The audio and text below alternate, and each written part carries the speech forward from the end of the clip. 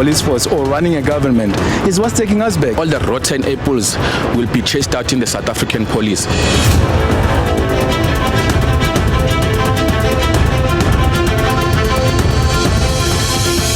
What an eventful week it has been. Let's get to it. It's Topical starts right now.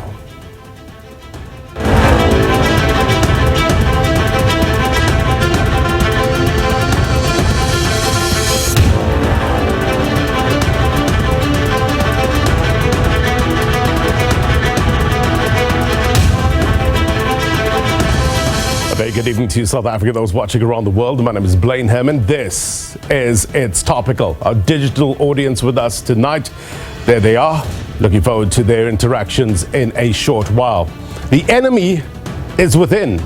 Sobering words from KZN Police Commissioner Lieutenant General Nhlanhla Mkhwanazi during his appearance before Parliament's Ad Hoc Committee this week. He said, "We are dealing with dangerous people, people who have influence." Lieutenant General Mkhwanazi said what drew him into this mess, as he put it, was the closure of the political killings task team. If that team was left alone, he said, he won't be sitting at the Parliamentary Committee. More sentiment that gave pause on the establishment of the Madlanga Commission and the Ad Hoc Committee. Mkhwanazi said it was the right decision. It allowed investigations to continue. Senior officials within the cluster are suspended, he says, adding, and here's the seriousness of the matter. He added that if that did not happen, we would be picking up bodies by now because the war was imminent within the security people. How does that sit with you?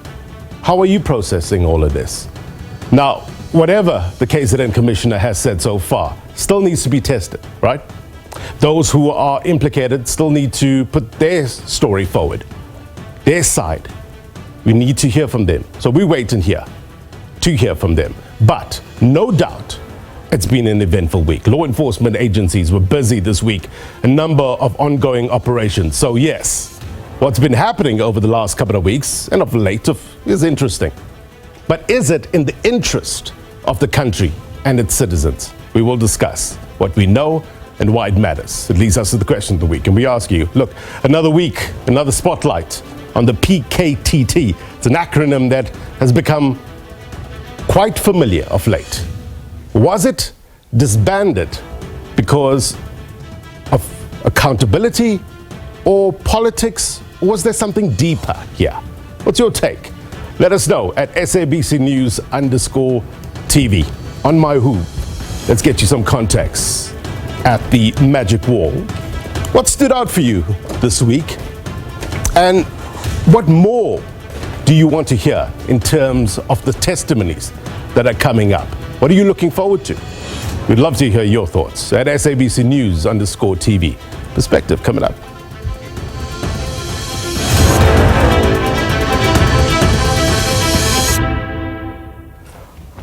All right, let's get you that context. As always, we turn to the magic wall. Now, Nhlanhla Mkhwanazi putting forward a number of arguments before the Ad Hoc Committee, right?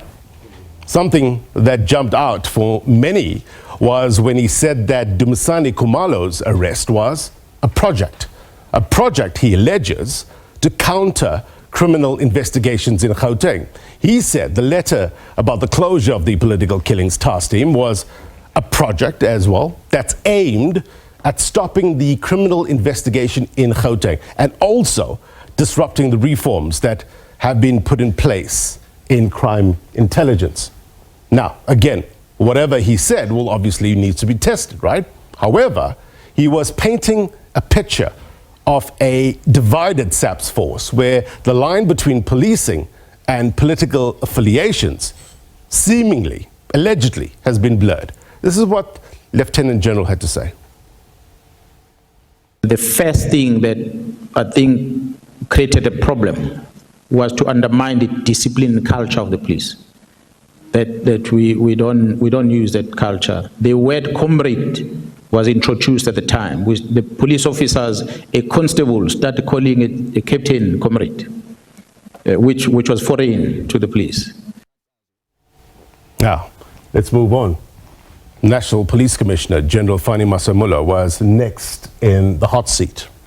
the disbandment, whether he saw it as a directive. Was there an overstep in terms of police minister's power? He also touched on the recent raids of those who are facing various allegations. Here's what he says was the objective. I was informed that there was a search and seizure warrant where the investigation team went to collect gadgets. They were not arresting anybody. Collecting gadgets, no arrest. Search and seizure operations this week, right? What more are we learning about that? We also heard more accusations and counter accusations. Key figures spoke out. Lieutenant General Shadrack Sibia, as well as Cedric Nkabinde, Chief of Staff of Police Minister Senzo Mkhunu. This is what they had to say. I'm not angry, I'm hurt. I feel like Joseph, whose brothers actually threw me in the pit.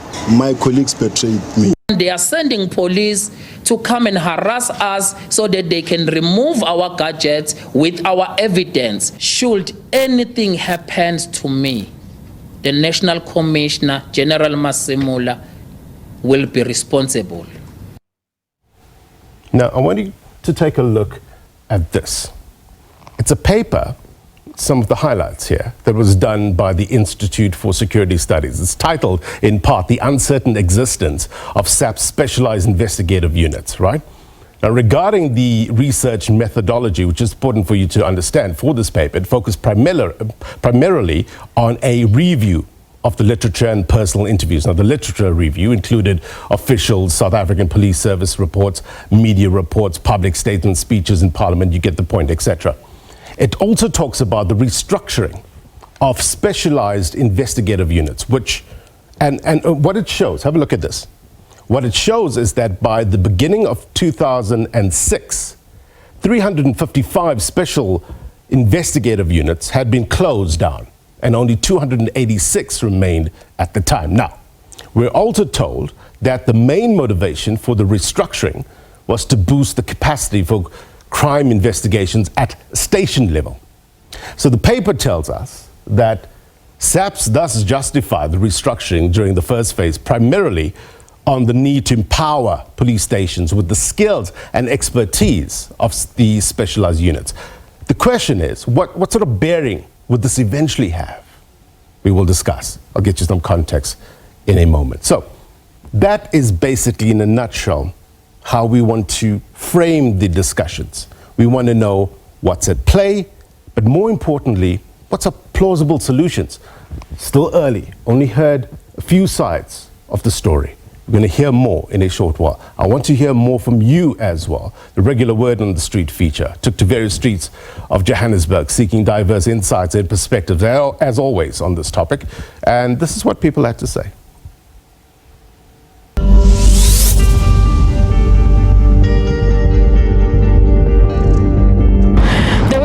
It shows that there are so many skeletons that are being hidden, or they were hidden by the prominent people that we look up to. This thing that I'm the alpha and omega of the police force or running a government is what's taking us back. If I'm found to be doing something unquestionable in the police force, step aside, let somebody clean come up and do it. I think it's important that our people know exactly what is happening in our nation, and I think these things were swept under the carpet. I think it's important that we get a sense of what's happening. I think the government has been making a considerate effort for the past couple of years to curb down on corruption, particularly impunity. It's about time that South African people knew exactly what's happening behind the scenes, and for too long we've had zero faith in our law enforcement system. Here comes a godsend to give us faith in that system once again, and I'm glad that all the criminal elements are being caught out, and it's confirmed our beliefs that the criminals are not just on the street, they're also sitting in boardrooms and sitting in parliament. Someone from the police force has actually demonstrated that the SAPS isn't a failed state entity that we all thought it was. Particularly they have great detectives and people who actually can put the work in. A lot of things are coming out now to show that things are happening. People are getting arrested, and the rods and all the rotten apples will be chased out in the South African police. So whatever that we are seeing now is what should have happened a long time ago. Really appreciate your thoughts, always valued on this program. This program is all about you getting the answers, you asking some of the questions that you need to know. Let's get some of the answers from our guests. We've lined up a number of them virtually. Firstly, General Bantu Holomisa, retired General, Major General. Currently, he's the Deputy Minister of Defence and Military Veterans. Thank you, sir, for joining us. Nathi Nhleko, former Police Minister, also former Department of Public Service and Administration Head, Special Anti-Corruption Unit back in 2011. So thank you very much for your time. And also, we have the retired Interpol Ambassador and Security Strategist, Andy Mashaile. Thank you, gentlemen, for joining us. Also, our digital audience, you know the drill by now. Put your virtual hand up. I'll do my very best to get you on air.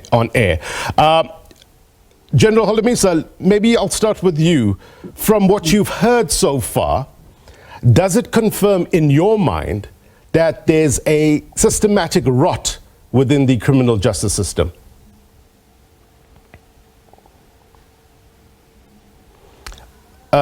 General, I think we're battling to hear you. If you can unmute.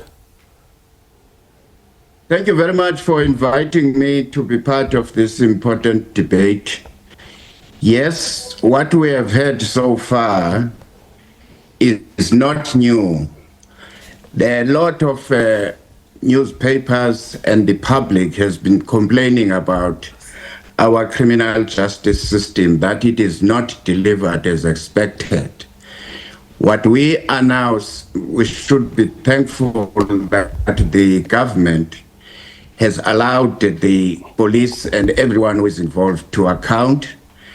And I hope that the Ad Hoc committee, as well as the Minister of, the other institution, that is Madlanga Commission, will come up with findings and which may need the because of their seriousness. Yeah. Nathi Nhleko, when you hear the Lieutenant General Mkhwanazi saying that if this commission and the committee wasn't established, we would have been picking up bodies by now. How does that sit with you?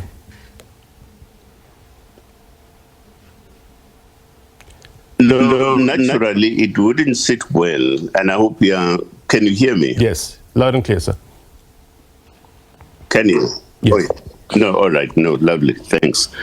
No, look, a situation such as this is a completely undesirable situation. From where I stand, I think we need to encourage more of such situations where police officers are able to come out and state their particular experiences. I'm sure that they probably could be a number of different sort of experiences that resides with different ranks and levels of police officers and so on. And I think they should be encouraged to also do the same, because that would save our society. Yeah. Andy Mashaile, the comparison between Madlanga Commission as well as this Ad Hoc committee and the line of questioning asked by MPs versus the evidence leader from the Madlanga Commission. Are we getting more out here? What do you make of the line of questioning? The line of questioning, Blaine, and good evening to you and to the General and the former Minister and all who are joining. The line of questioning informs the objectives of the two institutions. One, the Parliamentary Ad Hoc Committee specifically addresses issues of accountability and with no teeth from a prosecutorial reference. And the Madlanga Commission speaks identifying criminality with the ability to recommend for prosecution. And the Madlanga Commission is much more of a platform where you have to be sure of what you are saying, lest you contradict yourself in a court of law should the recommendation prescribe to one and all to go to a court of law. Yeah. And the Ad Hoc committee speaks accountability, speaks disciplinary action of the portfolio committee on police and all below it in terms of the department. General Holomisa, the PKTT, which has now become a famous acronym, the Political Killings Task Team, firmly in the middle of these allegations. And I touched on a little earlier on with regards to, in the past, some of the closures of certain units within the South African Police Service. You were very vocal in the past when it comes to dissolving the Scorpions a few years ago. And I wonder, given the long lens of history, what has it taught us regarding the process to take when disbanding these high-profile units? Well, insofar as the Scorpion is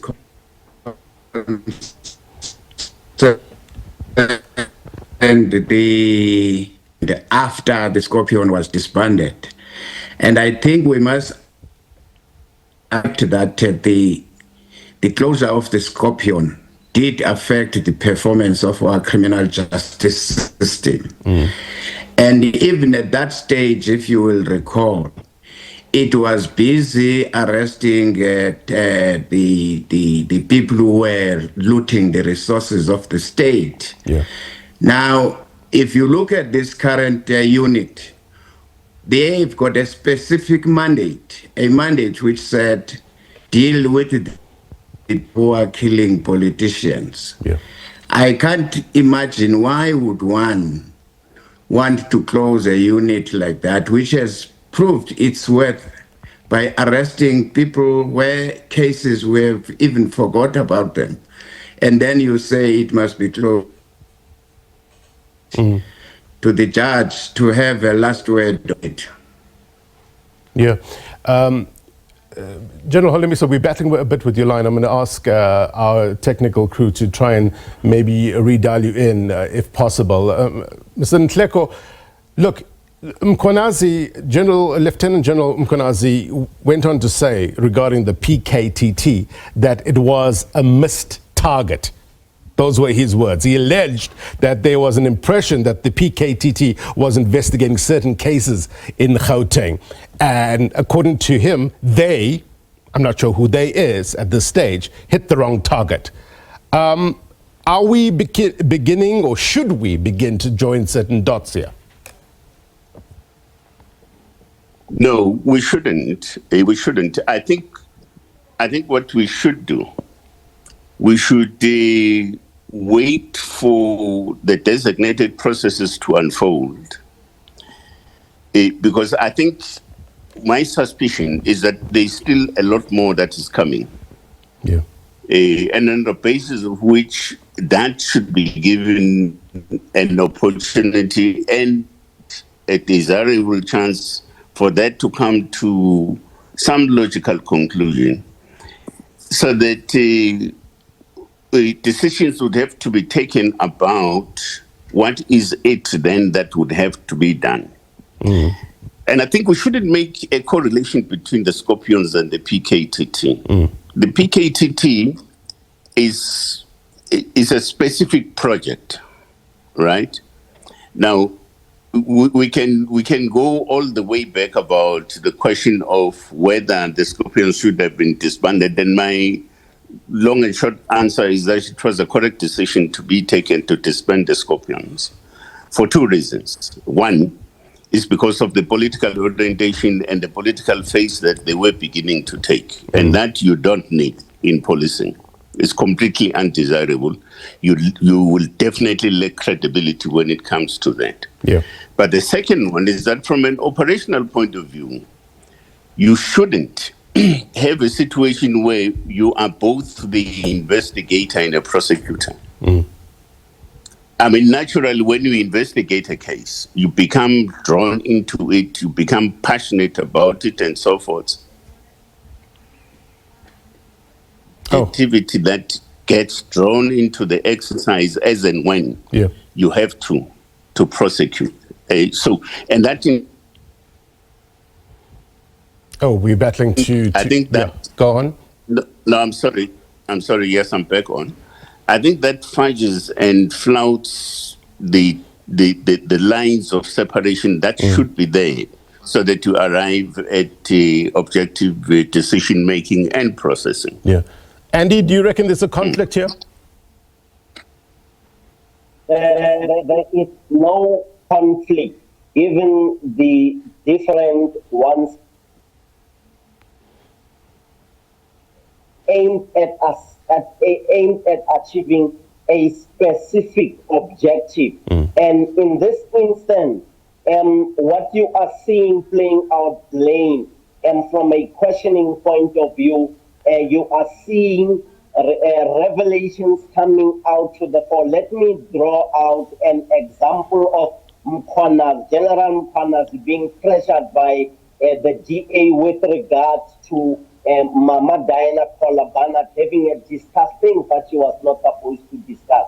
You realize the response of the general to the effect that more can be revealed and more will be revealed, suggesting that the line of questioning either helps us to learn more so that we can then be able to draw our own conclusions as members of the public as well as members of the Ad Hoc committee, and coming to a certain conclusion given the issues that they would have wanted to see, with that specific example of a member of the Joint Standing Committee of Intelligence having had allegedly discussed things that she was not supposed to discuss outside of the perimeters of that institution. So there isn't conflict in this line of reasoning that I'm marching on.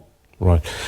We need to take a quick break. When we come back, there's still lots to discuss. We need to get to the finer details of what we're dealing with now, but more importantly, what next? What happens next? Who are we going to hear from? What are they likely to say? And how does it fit into this puzzle? Next.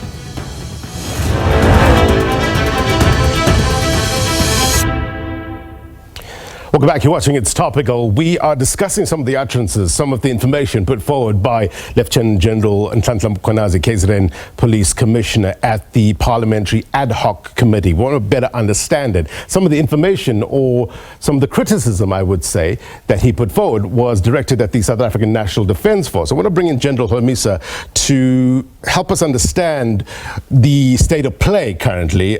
General, in the context of the 2021 July unrest, Mkhwanazi also spoke about some of the challenges that the South African National Defence Force is facing, and he was talking about the lack of tents, the lack of diesel to move soldiers around, brought up the lack of a budget for the military. Your response as Deputy Minister? General Mkhwanazi is correct. What he had said is not new. It has been in the public domain. The truth of the matter is that the mayhem in KwaZulu-Natal, the SANDF was called to assist the police. But as we all know, they arrived very late in the area. And they didn't even have proper equipment.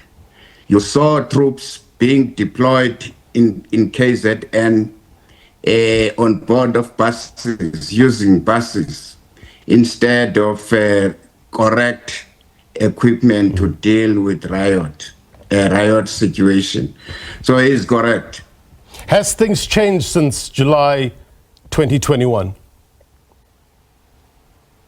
Yes, they are changing because we have now placed orders for certain key strategic equipment to make.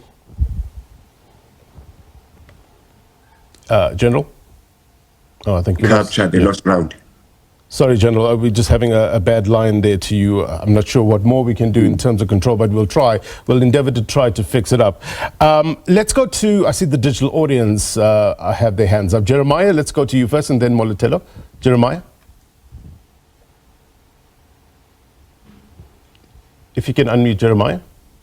Thank you, Blaine. Thank you, Blaine, and good evening to our guests and also to viewers at home. I don't know if I'm audible. You are. Go ahead. Thank you very much. I'd like to concur with the speaker said previously that the speaker, former Minister and also Deputy Minister of Defence and also our expert for criminal code. But the issue here, I can say that I like to appreciate the Mkhwanazi outline and bombshell that he outlined in terms of the policy corruption. But the question that I want to ask the panelists is that, like, if the General Khumalo was not arrested, Mkhwanazi should go to a media briefing and do that bombshell. Nevertheless, but so far with the Madlanga Commission and also the Ad Hoc committee, Ad Hoc portfolio committee on Ad Hoc, I can say that so far there's evidence or a proof that there's a division among the top management of the police. Like there's a 3 versus 3, which is General Mkhwanazi, also the Masemola, and also the Khumalo. In other side, we have the Minister Mkhulu, and also we have the Sibia, and also Ngabinde. But in terms of this, we have 3 dilemmas that we have here, which is the more top problems that we have here. It's parliamentary and judicial and also executive authority. When you check the parliamentary committee, they do not do enough in terms of the first appearance of General Mkhwanazi at the portfolio committee, where it outlined the issue of the interfering between minister and minister of police and also the other syndicates. Right. But in terms of the executive authority, I can say that the National Commissioner Masemola did not do enough in terms of Section 205 and Section 207. Okay. All right, let's pause it there, Jeremiah. Thank you very much indeed. Moletelo?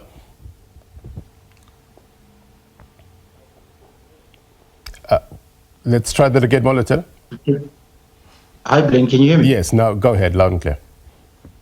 All right, perfect. Good evening, Blaine, and to the guests there.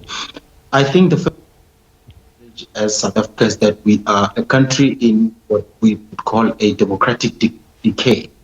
And I'm saying this because the disbandment of the political killings task team is not an administrative issue.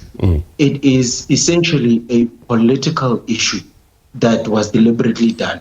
And the timing thereof is really off because it just shows us that even in matters of life and death, political preservation often outweighs justice. So that is the crossroads that we're finding ourselves in now as a country, where the truth is dangerous and accountability is negotiable. So what now? What now for South Africans? This moment for us South Africans demands more than just outreach. It demands clarity of purpose. Where do we go as a country? We cannot inherit a democracy that is in decline and pretend that it's normal. The future will then belong to those who refuse to be silent at the decay or at the face of decay, who rebuilds the integrity where it has been traded for convenience. So our generation, we must then insist that accountability is not a favor granted by the powerful, but a duty that is owed to us. General Mkhwanazi has generally just laid the foundation for us as South Africans, just like in the previous whistleblowers that have done so. Accountability is key. And the key question, I guess, the pertinent question is what next, right? We shall watch the space, I guess, is the answer to that. Nathi Nhleko, let me bring you into this and what Moletelo said with regards to the PKTT. General Mkhwanazi was very confident, one would say, that the Minister Mkhunu, was not the one who drafted that letter to disband the PKTT. And he said they made him sign something he didn't know. Those were his words. As a former minister, as a former police minister, how plausible is that?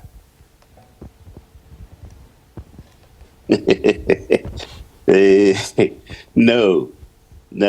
I think I shouldn't. I don't want to delve into that because that matter is a matter of it's a matter of evidence, and evidence that has got to be subjected to some sort of degree of scrutiny, really. So I wouldn't. But there are points that have been raised, which I think for me are quite fundamental. You see, for an example, we should realize that we're dealing with a massive governance issue here. The separation between political oversight and executive authority kind of oversight over the operational aspects of policing. Now, and there's a reason why we crafted the Constitution in that kind of manner, for an example. And that thing did not just simply emerge out of space and out of nowhere. You will remember that the background to this is that before 1990, we had a police state. And we had to make it a point that the issue of policing needed to be subjected to civilian oversight. And therefore, Section 25207 is a reflection of that. I think your first speaker spoke to that issue. The issue of a civilian member constituted into a cabinet responsible for policing, and the policing operations being under the auspices of a national commissioner, which is a professional policeman. Now, those two provisions are provisions that, in a sense, this particular exercise gives us an opportunity to go back and say to ourselves, how do we strengthen all these particular measures of political oversight and operational sort of control, right? In such a manner that policing as policing is not compromised, but also public interest is served on the one hand, and so on. So that for me is a critical point. And now the question of where do we go to from here? For me, this is a massive opportunity that shouldn't be lost at all. If you were to ask me, I would say, look, just reset this thing and redo it all over again. Turn it upside down, right? And make sure that we begin to put institutions in place that have got to, at all material times, advance the interests of the public and meet those objectives as desired, and so on. So I think at the end of this particular exercise, be it Madlanga Commission, be it the parliamentary exercise, the Ad Hoc committee, I don't know what they call it, in the final analysis, we should then come to the critical question: what do we do with all this? And I'm saying, for me, reset this thing, turn it the other way around, and redo it. Now, lastly, the question of, because I think the panelists, no, not the panelists, your digital member, I think that's what it is called. Your digital member raises the question of whether or not, would we have had of all these particular issues had it not been for the arrest of General Khumalo? Look, it may be a valid question, it may not be a so significant a question. For me, it doesn't matter really. The trigger doesn't matter what triggered. What matters is what is before us and how do we deal with it. Right. Thank you very much. To better help us understand where we're going to, it's important to understand the past, as in many things in life. General Holomisa, General Mkhwanazi said that the rot is worse now than in the past. And he was saying in the past, the rot was mainly about political influence. Resources of intelligence were directed towards influencing political parties to get into office. But then he said, criminality has now crept in, influenced by the certain upkeep of certain lifestyles, for instance. And he says you no longer have, political parties vying for office as the main objective, but rather for somebody to win a tender system or a tender, and then you benefit, not you per se, General you. How do you react to that? Well, unfortunately, we must accept that I'm using the phone now, try to improve the... Much better. Yes. The truth of the matter is that the system we are following is influenced by the constitution we have. Unlike in the past, it was more of a complete dictatorship disguised under a democratic system of the National Party, albeit under separate development. There you didn't have a civilian oversight. The cabinet was in charge of the police. That is from the president and minister of police, and that was it. And they reported to the Security Council in the past. But what the mistake we have done is, insofar as the police is concerned, I'm subject to correction. I think they should have an accounting officer who is a civilian who is going to do an oversight. That is a DG, equal to a DG.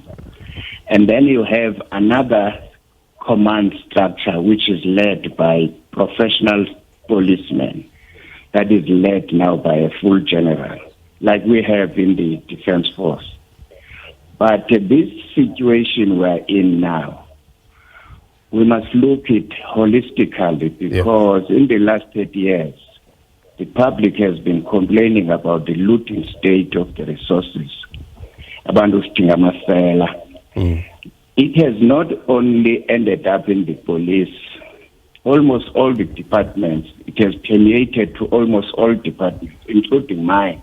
Yes. Right now, the Defence Force were busy there with this SIU, Hawks, and NPA, trying to catch those who have stolen Defence Force monies in the past. So this corruption has been eating into the body politic of South Africa like a cancerous tumor. In almost every department. We must not isolate this only for the police. And I hope that the findings at least will question the government to say, yes, we have these findings, but you are not implementing the findings. If we had implemented the Zondo findings and recommendations, we would be talking a different language now. Right. That's a key word, implementation. Andy, I'm going to come to you in a short while. I just want to get a few more questions from the digital audience. Let's take Tabile, then Carol, in that order. Tabile, to you first. Greetings to the SABC, the esteemed guests, fellow panelists, and the audience. Just want to ask if I'm audible. You are. Go ahead. Okay, perfect. So when looking at the Madlanga Commission and the Parliamentary Ad Hoc, in my view, Minister Mkhwanazi's decision to send the directive to immediately disband the PKTT was based on political interference. That directive, as mentioned, was not within the minister's powers. And secondly, this directive needs to be, for this directive to be plausible, there needs to be appropriate steps taken. So in my thinking, this will first be within the Interministerial Committee, which Minister Mkhwanazi chairs, and their last meeting was in September 2023. So here, I'd suggest that there needs to be sufficient proof that shows that either the PKTT has done its job and is no longer required, or it has failed, and perhaps alternative avenues should be explored. Right. Sufficient proof of either these options should be provided, and then also there needs to be sufficient reasoning as to why this specific task team, out of all the other operational task teams across the country, should be the one that is disbanded. Right. This will obviously include reviewing the performances of these other task teams, and then after this careful deliberation and examination, this information should be presented to the President and the National Commissioner. Then once again, in my opinion, there will be a phased out approach as opposed to the immediate disbandment of the PKTT that the Minister was in favor of. Right. So these questions that we all have will in some part be answered if Minister Mkhwanazi comes before the Madlanga Commission and accounts for his decision making since he became Police Minister. Right. And then a question I have for the panel, which I was thinking about, especially for the former police minister, is there a defensible or plausible scenario for immediate disbandment? And if so, what safeguards must still be in place to make sure that cases are still being solved and people are being protected, etc., so on and so forth? Got Thank your you. question. Thank you. I'll put it to Mr. Nhleko in a short while. Carol, let's hear from you, then William and Funeka. Carol? Good evening, everyone. Just to check, am I audible here? You are. Go ahead. Okay, thank you. I find it very difficult to not view any decision to disband or expand the PKTT as anything but political. Especially with the current elections coming around the corner next year for municipalities, and the proof that any sort of political violence does spike around election times. It's to sit and ponder whether or not a decision is based off of personal matters or anything other than that is difficult, because I think we live in a country where everyone, and our constitution applies to this as well, everyone wants to hold everyone accountable. Yeah. However, sometimes it's difficult to do so, especially when forces such as the PKTT are doing so well. It's almost as though the carrot is becoming the stick. You achieve the carrot, you reach your reward, you hold these people accountable, and you unveil misdemeanor, and then suddenly you're getting hit with a stick rather than the carrot that was proposed to you. Is now my question to anyone to sort of ponder would be, is that not a systemic issue within the corruption that currently faces the nation that we are very aware of?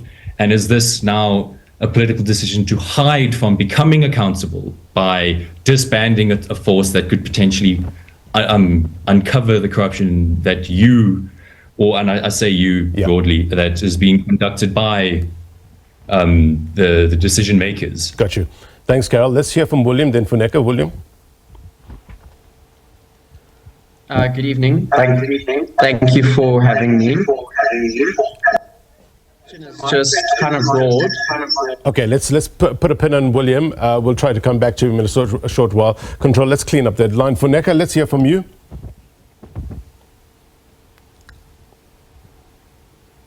Good evening. So my question is, if in fact the PKTT was disbanded unlawfully or without following the correct channels of authority, or if it did in fact have political interference, then will there be any opportunities for the political killings task team to be reestablished in order to assist government departments in managing corruption? Because ultimately, I think corruption is inevitable, and not all departments necessarily have the means to be able to weed that out, especially if it's something that happens often. My understanding, Funeka, is that the political killings task team is still operational. This is from what we heard from the commission. I think they budgeted until next year.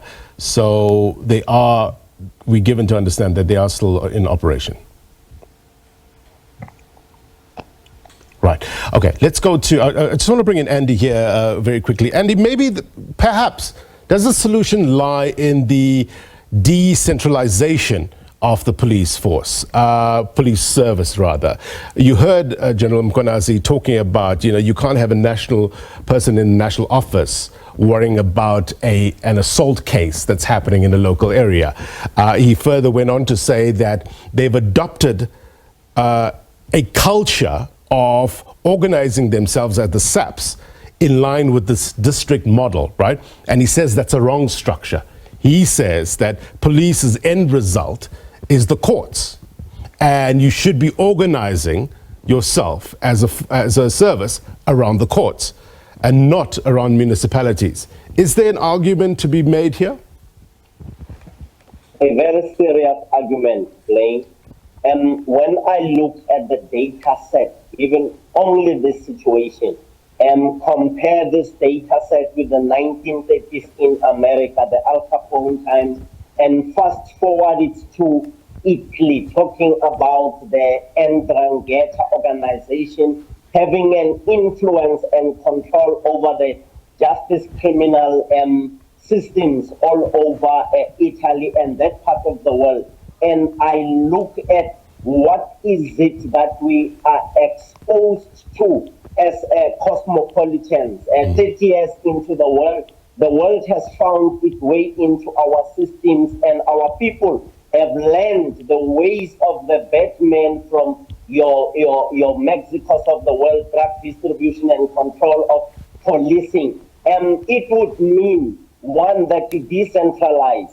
Two, it would mean that you have your chief operations officer under the director general. Call the director general a field marshal if you wish. Then have someone who looks at the operations, and then quickly ensure that your policing is informed by the new systems, transformative in the space of safety, security, and law enforcement. When you look at our law enforcement models and you conduct a research and you look at the data, it will tell you what we have now and can tell you of the disaster that's coming up front if we do not take measures, prescriptive measures that would, one, see those who have been involved in doing wrong things getting out of the system. Right. Whether they go to jail or they get dismissed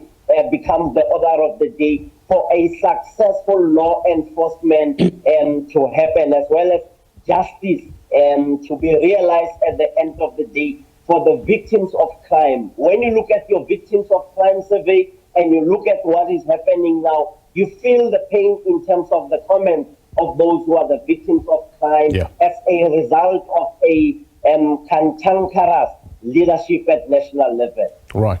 Mr. Nhleko, one of the questions aimed at you was the plausible scenario of an immediate disbandment. How do you see that happening?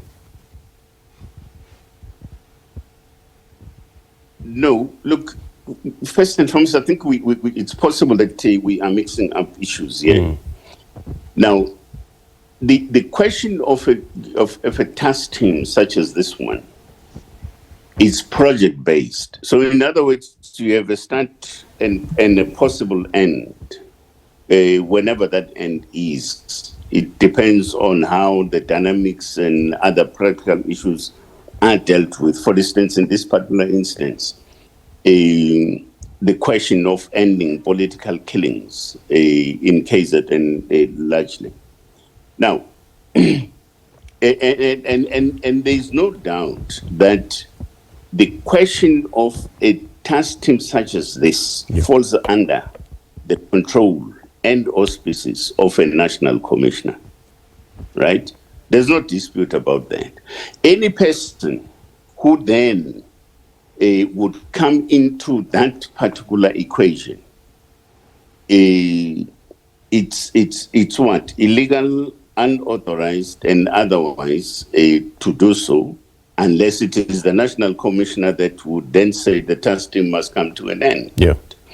But the coming end of a national task team must be informed by how the practical dynamics around the issue of political killings unfolds, right? So that's why I'm saying it's actually task-based and so on. So I think we should be clear that it's the national commissioner that should have disbanded the political task team if it had to be disbanded, in the same manner that it was put together by him and not anybody else. Right. Okay. So I thought I would want to clarify this. Right. Yeah, maybe let me stop there for now. There's so many various issues. Look, PKTT very much in the center, but there are other issues that are emerging given the testimony that we're hearing, General Holomisa, and one of them is the involvement or the alleged involvement of MPs. General Mkhwanazi was saying that majority of people who get implemented arrive there by default, explaining that they might not be aware of it at the time. He gave an example of an MP belonging to a political party, and you get financial support from someone, and the person who's providing this support might have certain bad intentions. So as an MP, you get hooked in this so-called web, right? Knowingly or unknowingly. But I wonder, from your experience and your interactions with people, how many MPs kind of fall within this category? To answer you on that, I wouldn't know, but it was the UDM which I lead, which campaigned for the current legislation that the parties must declare where they get their financial support. That proposal was resisted for many years, but I'm happy at least it might not be perfect, but at least there is a legislation. Maybe what we need to do is to have a screening committee of some kind, which would work closely with the Ethics Committee of Parliament, so that each individual can move forward and not to wait until this individual, you read about him or her in the newspapers. But firstly, when you come as a member of Parliament or you are appointed in the cabinet, there has to be a parliamentary committee which can interview individuals to say, what have you done? How did you come to Parliament? And so on and so on and so on. I think in that way it would work. But the main problem which I see here, the politicians who are cabinet ministers or who are in the executive, there is a tendency on our part as executive members to issue or usurp the powers of the accounting officer. And even when you are appointed as a new minister, that's what we have noticed all these last 30 years. You want to remove this DG you have found in that department. You want to bring your own. Right. And until such time we stop this nonsense of pulling a DG or an accounting officer from your pocket as a minister, the Public Service Commission and the presidency should be the people who are responsible to appoint DGs. In the question of security, you cannot put a civilian to be in charge of trained policemen or civilian to be in charge of trained soldiers. That's why you have to have these two streams. One civilian oversight, having a DG accounting officer is responsible for budget and so on. But the police or defense commanders, they must be led by people who are trained, and then there must be courses designed for them. There must be promotion policies, transparent promotion system. Then the morale of the police and the defense force will rise, and they will not be caught up in these corrupt-related matters. General Holomisa, thank you so much indeed for your time. Nathi Nhleko, as well as Annie Mashayile, also a digital audience, value added, no doubt. Obviously, we're not going to solve this problem in an hour, but it gives us good food for thought in order to pave the way forward to get to that better place. Thank you very much indeed, all of you. All right, before we go, here's my take. Look, the first step to solving a problem is to recognize that there is one, right? But how long will it take to get this full picture that is being painted? How long until we know what steps needs to be taken in order to move this country forward? Are we looking at the situation through the lens of what we want it to be, or are we being objective? The facts and evidence should lead us. What is needed now is for coherence to trump confusion, because a society cannot afford not to have confidence in their law enforcement. The hope is that Madlanga, Parliament, the testimonies heard there, on those platforms will give us a clearer idea of what the exact problems are, the recommendations, but more importantly, how do we solve these issues? We need to have clear eyes and minds to spot flagrant abuse of fact and circumstance, because clarity is indeed power. And that's my take. If you miss anything on this program, then be sure to watch this episode of Topical on YouTube, as well as SABC Plus. If you're watching a repeat of this program, then as always, the news continues. Unwrap Africa up next with Timbekile, followed by G20 Focus with Tulasizwe at 8:30 tonight. They will be confronting the global imbalance behind the climate crisis, asking the pertinent question, is climate justice achievable? Stay tuned. Until next week, my brothers and sisters, take care. Bye-bye.